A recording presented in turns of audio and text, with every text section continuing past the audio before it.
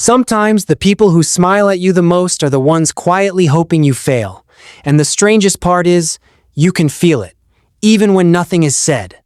You've probably experienced it in small, confusing moments. You walk into a room and conversations shift in tone. Someone laughs with you, but something in their eyes feels distant. Or you share good news, and instead of warmth, you sense a subtle tension, like your happiness made the air heavier. These moments are easy to dismiss, yet they linger. Deep down, you start to wonder if it's just in your head, or if something unspoken is quietly working against you. That quiet doubt can be exhausting. It creates a kind of invisible pressure, where you begin analyzing your words, your tone, even your presence, trying to find what you did wrong. But often, the answer has very little to do with you. Psychology offers a lens into this hidden dynamic, and one of the clearest explanations lies in something called social comparison theory, introduced by Leon Festinger.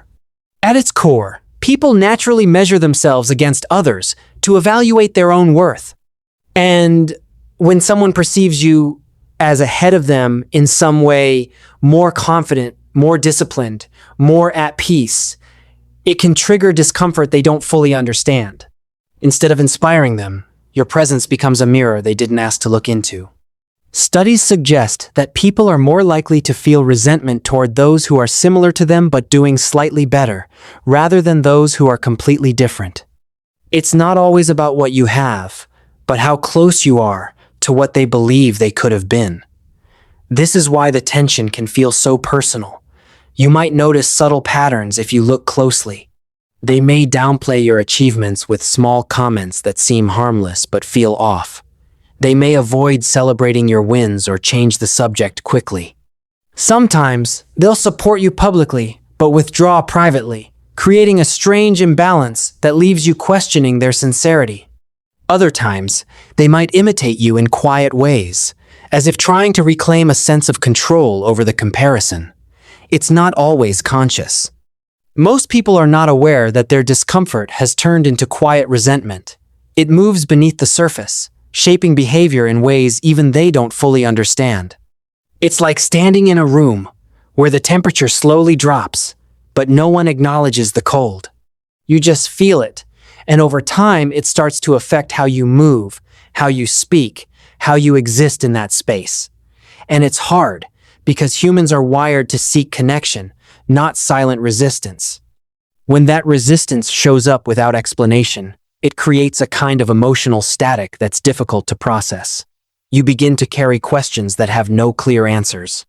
But this doesn't mean you are doing something wrong. In many cases, it means you are doing something noticeable, something that disrupts the quiet balance others have created within themselves.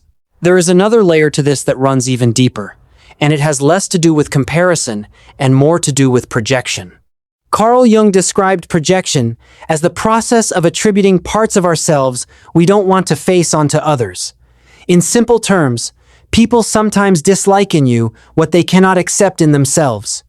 It sounds abstract, but it shows up in very real ways. Someone who struggles with insecurity might feel irritated by your confidence, not because it's harmful, but because it highlights something unresolved within them. Research in psychology has shown that individuals often react more strongly to traits in others that reflect their own internal conflicts. It's not about you being too much. It's about them feeling not enough, and your presence quietly reminding them of that gap. You may notice this in how certain people interpret your actions. You speak honestly, and they call it arrogance. You set boundaries, and they label it selfishness. You stay focused, and they describe you as distant. The same behavior that earns you respect from some can trigger dislike in others, depending on what it reflects back to them. It creates a confusing reality where you are both appreciated and resented for the same qualities, and over time, this inconsistency can wear you down. It makes you question whether you should shrink, soften, or adjust yourself just to maintain peace. But shrinking rarely resolves projection. It only temporarily hides the mirror. The tension remains, waiting to resurface. It's like carrying a light in a dark space. For some, that light is comforting. For others, it exposes what they were trying not to see. And they may not know how to respond to that exposure except by turning away from you or quietly resenting your presence. This doesn't mean you are responsible for their discomfort. It means you are interacting with something deeper than surface-level emotion. The difficulty is that this kind of dislike is rarely expressed directly. It moves in subtle ways. A delayed response, a lack of enthusiasm, a shift in tone that's hard to explain but easy to feel. And because it's not obvious, you can't address it directly. You're left navigating an emotional landscape that feels unstable, where clarity is replaced with intuition. And trusting that intuition can be challenging when you've been taught to second-guess your perceptions. But there is something important in that feeling. It's not paranoia. It's awareness trying to find its voice. And when you start listening to it, patterns begin to make more sense. Not everything needs to be confronted. Not every tension needs to be resolved. Some dynamics are not meant to be fixed, only understood. Over time, if you stay in environments where this quiet dislike exists, it can begin to shape how you see yourself. You might start minimizing your achievements, holding back your opinions, or dimming parts of your personality just to avoid triggering that subtle tension. It becomes a slow erosion rather than a sudden change. You adapt in small ways, thinking it will make things easier, but it often creates a different kind of discomfort, because now it's not just their silent resistance you're dealing with. It's the growing distance between who you are and who you're allowing yourself to be. And that distance can feel heavier than the original tension. This is where a shift begins to emerge. Not as a dramatic realization, but as a quiet awareness that something doesn't feel aligned anymore. You start noticing the cost of constantly adjusting yourself to fit into spaces that don't fully accept you. And with that awareness comes a different kind of question.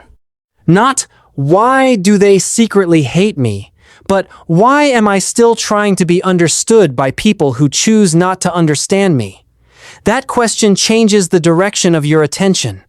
It brings it back to you, to your boundaries, to your sense of self, to the parts of you that were never the problem to begin with.